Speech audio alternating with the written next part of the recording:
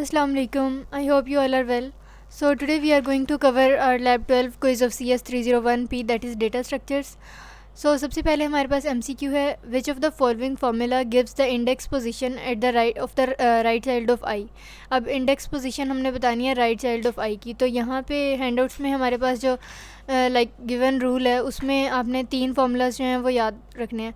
अगर तो आपसे पूछा जाए कि पेरेंट का जो है वो अगर हमने चेक करना हो कि पेरेंट किस पोजीशन पे प्रेजेंट है तो I/2 फार्मूला होता है लेफ़्ट चाइल्ड के लिए 2i और राइट चाइल्ड के लिए 2i+1. ठीक है, तो यहाँ पे उन्होंने हमसे क्या पूछा हुआ है, राइट चाइल्ड, तो इसलिए इसका ए ऑप्शन जो है 2i+1 ये इसका करेक्ट है. ठीक है, नेक्स्ट आ गया which of the following method takes one element at a time to make a heap.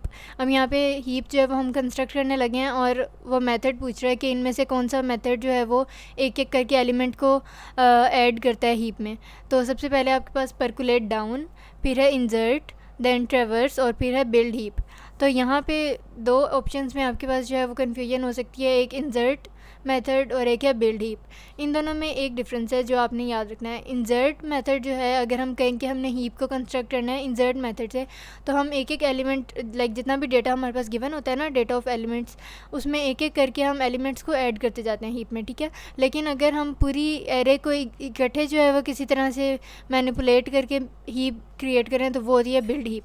तो जब एरे की बात आ जाएगी तो आपने बिल्ड हीप लिखना है और अगर वो 1 बाय 1 आपसे पूछेगा तो इंसर्ट आएगा. अब यहाँ पे अगर हम इसको हैंडआउट से भी देखें तो यहाँ पे देखें कि 1 way is to use the insert method to build the heap by inserting elements 1 by 1. कि अगर तो एलिमेंट्स 1 बाय 1 इंसर्ट हो रहे हैं तो इसका मतलब है कि हम इंसर्ट मेथड जो है वो यूज़ कर रहे हैं. ठीक है, तो जो बी ऑप्शन है वो करेक्ट है, दैट इज़ इंसर्ट. ठीक है, अच्छा जी, अब नेक्स्ट है इन मिन हीप डिलीट मिन method will put the dash element at the first position of array. अब फर्स्ट पोजीशन ऑफ एरे पे डिलीट मिन मेथड में अगर हम मिन हीप की बात करें तो कौन सा एलिमेंट जो है वो आपके पास जाता है पहली पोजीशन की जगह पे. तो यहाँ से देखें, अगर हम इसको सर्च करें कि मिन हीप बाइनरी ट्री में क्या होता है कि update the root as the last element of the array. तो बेसिकली हमने हैंडआउट्स में भी इस चैप्टर में देखा था, प्रीवियस चैप्टर में, कि क्या होता है कि जब हम डिलीट मिन मेथड कॉल करते हैं ना तो रूट से लाइक अगर एलिमेंट जो है वो डिलीट होना होता है. ठीक है, तो मतलब वो है फर्स्ट पोजीशन और वहाँ पे एक एक करके जब पूरा वो ट्रैवर्सल चलता जाता है डिलीट मिन कॉल करके, तो जो लास्ट एलिमेंट है ना वो चला जाता है आखिर में फर्स्ट पोजीशन पे. ठीक है, तो इसका जो बी ऑप्शन है दैट इज़ लास्ट, ये करेक्ट है. अच्छा जी, अब नेक्स्ट है which of the following formula gives the index position of the left child of I. ये हमने फर्स्ट MCQ में देखा था कि अगर तो राइट चाइल्ड पूछे तो 2i+1 और अगर लेफ़्ट चाइल्ड पूछे तो 2i और अगर पेरेंट का जो है पेरेंट नोट पूछे तो वो i/2. नेक्स्ट है which of the following method takes an array to make a heap out of it.